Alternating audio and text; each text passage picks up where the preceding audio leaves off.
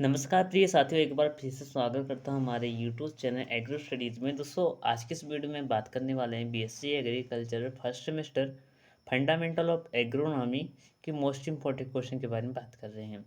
जैसे कि पहले कुछ कक्षाओं में मैंने आप लोगों को एग्रोनॉमी की लगभग 10 क्लासेस चला दिया हूँ, ठीक है। 10 क्लासेस से ऊपर ही आप पाएंगे, ना कि कम पाएंगे। मैं आपको बता देना चाहता हूँ, जितने भी मैंने क्लासेस चलाए हैं उतने वेरी वेरी मोस्ट इम्पॉर्टेंट है, ठीक है। यदि आपने नहीं देखा है तो आप लोग जाकर देख सकते हैं। इसका प्लेलिस्ट भी मैंने अपने डिस्क्रिप्शन बॉक्स में दे रखा है। वेरी इंपॉर्टेंट था। फॉर एग्जांपल के लिए सबसे पहले आपका आता एग्रोनॉमी एंड स्कोप आता था, ठीक है। उसके बारे में मैंने बहुत ही बढ़िया से एक्सप्लेन करके 2 वीडियो से 3 वीडियो में बना कर दिया हूँ। दूसरा आपका आता था टिलेज। टिलेज आता था, टिलेज क्या होता है, इसके प्रकार कितने होते हैं, ठीक है। इन सभी के बारे में मैंने बताया था। और इसके बाद सीड एंड सोविंग, बीज और बुआई। तो देखिए, सीड और सोविंग के ऊपर भी मैंने कई सारे वीडियो बनाए हैं, ठीक है। 2 या 3 वीडियो आप पाओगे। एक एक वीडियो के एक एक मतलब सब्जेक्ट के एक एक लेक्चर के 2 या 3 वीडियो पाओगे आप, ठीक है। बहुत ही बेहतरीन तरीके से मैंने बताया हूँ, ठीक है। इसके बाद टिलेज के बाद आपका टिल्थ आता था, तो टिल्थ के बारे में भी बताया हूँ। टिल्थ क्या होता है, टिल्थ क्या नहीं होता है, ठीक है। इसी प्रकार से संपूर्ण जानकारी मैंने दिया हूँ। लेकिन हमारा ये जो क्रॉपिंग पद्धति एवं प्रणाली, ठीक है, फसल पद्धति एवं प्रणाली है, ये उन्हीं सभी के जैसे है और वेरी वेरी मोस्ट इम्पॉर्टेंट है। इसका मैंने अभी तक कोई वीडियो नहीं बनाया हूँ। तो मैंने सोचा कि आपके लिए यह वीडियो क्यों ना बना दिया जाए, क्योंकि यह वेरी इंपॉर्टेंट है परीक्षा की दृष्टि से, ठीक है। मैंने किसी से कहा था, ठीक है, किसी ने मेरे पर व्हाट्सअप किया था कि sir very very most important question के बारे में वीडियो बनाइए। और किसी ने कमेंट भी किया था, वाई टी स्टूडियो पर शो कर रहा था, ठीक है। तो उसके ऊपर मैंने रिप्लाई भी दिया था कि ओके, कोई बात नहीं, मैंने बनाऊँगा, ठीक है।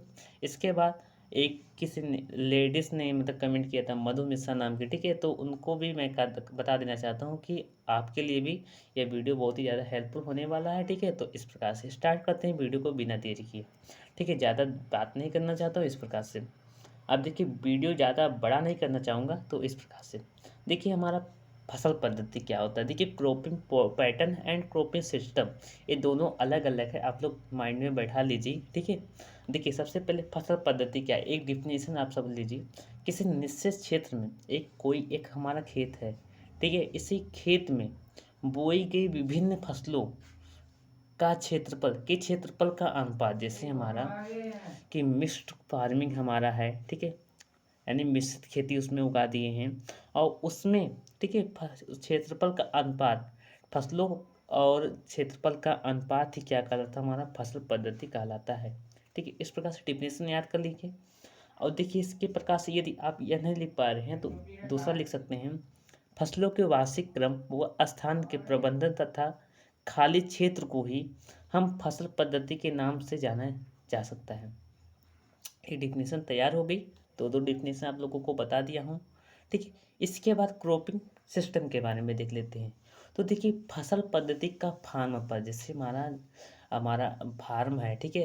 तो उसी पर उपलब्ध संसाधनों एवं तकनीकी के साथ संबंध ये क्या कहलाता है, फसल प्रणाली कहलाता है। यानी देखिए, ध्यान से सुनिए, फसल पद्धति का फार्म पर उपलब्ध संसाधनों एवं तकनीकी के साथ फार्म पर उपलब्ध संसाधनों एवं तकनीकी के साथ संबंध, ये हमारा फसल प्रणाली कहलाता है। जैसे हमारा फार्म पर क्या क्या उपलब्ध है, क्या क्या नहीं है, वाटर वाटर है कि नहीं है, ठीक है, जल वल है कि नहीं है, ठीक है।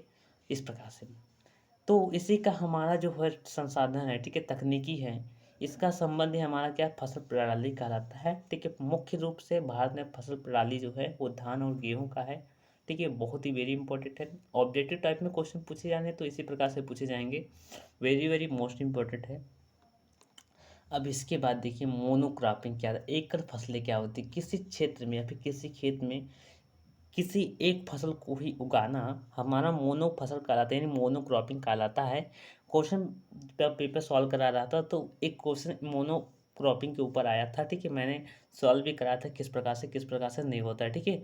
तो बताया भी था कि मोनोक्रॉपिंग क्या होता है, क्या नहीं होता है। किसी खेत में एक ही फसल को उगाना ही मोनोक्रॉपिंग कहलाता है, ठीक है। इस प्रकार से समझ गए होंगे।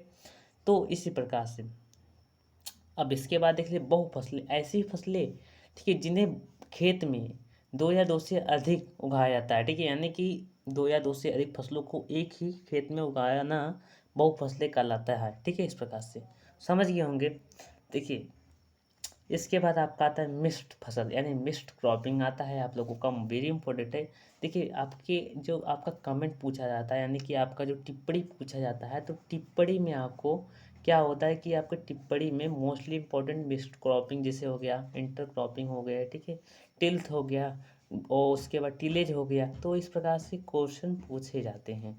ठीक है, तो इस प्रकार से कहने का तात्पर्य यह है कि मिक्स्ड क्रॉपिंग का वेरी वेरी इंपॉर्टेंट है, वेरी IMP, ठीक है, इम्पॉर्टेंट है, IMP क्वेश्चन है। ठीक है, इस प्रकार से तो देखिए जब किसी क्षेत्रफल पर दो या दो से अधिक फसलों को बिना किसी पंक्ति या क्रमबद्ध तरीके से अजेड़ा गजेड़ा हमें बो दिया जाए, ठीक है, एक हमारा फसल है लाही केराव, ठीक है, लाही केराव, ठीक है, गेहूँ, कुल चीज़ हम बो दें, हाँ, तो इसी को हम क्या बोलेंगे, हम मिक्स्ड क्रॉपिंग करेंगे। ठीक है, थोड़ा भोजपुरिया भाषा में बोल दिए बाटी, समझ जाल जाए। ठीक है, तो इसके बाद अगला अगला आपका आता है अंतः फसलें, ऐसी फसलें जिन्हें किसी प्रक्षेत्र में दो या दो से अधिक फसलों को निश्चित पंक्ति में बोया जाता है, क्रमबद्ध रूप में बोया जाता है। जैसे एक लाइन पर हम लाही बोए हैं तो एक लाही का मतलब होता है सरसों, ठीक है, सरसों होता है, और एक साइड में हम गेहूं बोए हैं, लेकिन जो सरसों हमारा है वो बीच पंक्ति में है या फिर साइड पंक्ति में है, तो इसी को हम क्या बोलेंगे, अंतः फसलें बोलेंगे। ठीक है, इंटर क्रॉपिंग बोलेंगे। कुछ बच्चे कंफ्यूज हो जाते हैं कि इंटर क्रॉपिंग उसे कहते हैं जिसमें मुख्य फसल में एक ऐसी फसलों को उगाना जो कम अवधि को, लेकिन मैं आपको बता देना चाहता, दोनों ही सेम के सेम एक ही डिफिनेशन होता है। ठीक है, इसमें आप लोगों को चिंता करने की आवश्यकता नहीं है, वही सेम का सेम है। ठीक है, इसके बाद देखिए टिलेज हो गया। टिलेज के लिए आपको मैंने एक वीडियो बहुत ही बेहतरीन तरीके से मैंने बनाया हो, ठीक है, देख सकते हैं आप लोग, हमारे टेलीग्राम चैनल पर भी उपलब्ध है। अब काफ़ी बच्चे कमेंट करते हैं कि सर मतलब नोट्स मुझे चाहिए, मेरे पे व्हाट्सअप करते हैं सर नोट्स मुझे चाहिए, तो लेकिन मैं आपको बता देना चाहता हूँ भाई साहब, नोट्स एंड क्वेश्चन पेपर सभी के सभी मैंने अपने टेलीग्राम चैनल पर अपलोड कर चुका हूँ। ठीक है, और आप लोग भाई साहब थोड़ा इतना मतलब वैसा मत किया करो। ठीक है, मैं आपको बता देना चाहता हूँ सभी के सभी आप लोगों को टेलीग्राम चैनल पर उपलब्ध हो जाएंगे। यदि आप लोगों को टेलीग्राम चैनल पर नहीं उपलब्ध हो पा रहे हैं तो हमसे संपर्क कीजिए। ठीक है, तो इस प्रकार से कहने का तात्पर्य हमारा यही है। ठीक है, हमारी भी मतलब पेपर एग्जाम चल रहे हैं। ठीक है, आपके लिए भी मैं टाइम निकाल कर वीडियो बना दे रहा हूँ। ठीक है, इस प्रकार से कहने का तात्पर्य हमारा यही है। तो इस प्रकार से हमारे वीडियो को बस देखते रहिए, बस इतना देख लिए वीडियो, बहुत बहुत धन्यवाद। ठीक है, इस प्रकार से तो भू परिष्करण भी हो गया होगा। ठीक है, आप लोगों को भू परिष्करण क्या होता है, देखिए भूमि को, ठीक है, मृदा को उर्वरी बनाकर, ठीक है, उसमें फसल उत्पादन करना ही भू परिष्करण कहलाता है, या फिर फसलों की बुआई से लेकर कटाई तक जितने भी निकाई गुड़ाई की जाती है वो सभी को क्या बोलते हैं, भू परिष्करण बोलते हैं। अब भू परिष्करण के प्रकार के बारे में बात करें तो भू परिष्करण 3 प्रकार के होते हैं, ये तो आप तो जानते हैं, उनके primary, secondary and inter cultivate. ठीक है, इस प्रकार से होते हैं। तो इसके बाद टिल्थ के बारे में बताऊं तो देखिए टिल्थ जो हमारा होता है वो भूपृष्ठ के बाद प्राप्त होने वाली एक भौतिक दशा होती है। ठीक है, इस प्रकार से जैसे हम फसलों को फसल उत्पादन करते हैं। अब देखिए इसमें वेरी इंपॉर्टेंट है जुताई का वर्गीकरण, इसमें जुताई का वर्गीकरण दिया है, जैसे जीरो टिलेज। जीरो टिलेज क्या होता है, इसमें जुताई करते ही नहीं, कुछ भी नहीं करते हैं, ना कि थोड़ा बहुत करते, कुछ नहीं करते, सीधे बुआई कर देते हैं।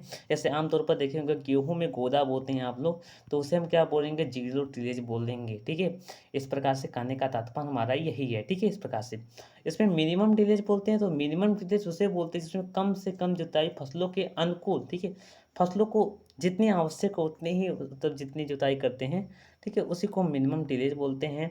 और इसके बाद ऑप्टिमम एंड नॉर्मल टिलेज की बात करें तो साधारण जुताई कर देते हैं, एक बाहु मार देते हैं ट्रैक्टर ले से लेकर, ठीक है, तो उसी को हम क्या बोल देंगे, ऑप्टिमम टिलेज बोलेंगे। ठीक है, कहने का मतलब यह है।